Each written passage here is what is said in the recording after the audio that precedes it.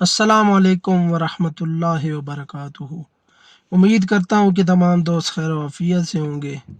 جیسا کہ آپ کو علم ہے کہ ثانیہ موریدکی پر سخت ترین آپریشن ہوا اور ابھی تک جاری ہے۔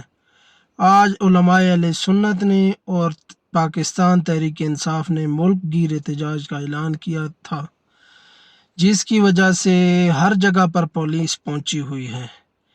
ابھی ایک ویڈیو یہ میں آپ کے سامنے چلا رہا ہوں، اس میں آپ دیکھ بھی سکتے ہیں کہ داتا دربار کے باہر تحریک لبیک پاکستان کی طرف سے اعلان کیا گیا تھا 13 اکتوبر جب یہ آپریشن ہوا کہ جمعے والے دن داتا دربار میں ہم جمعہ پڑھیں گے۔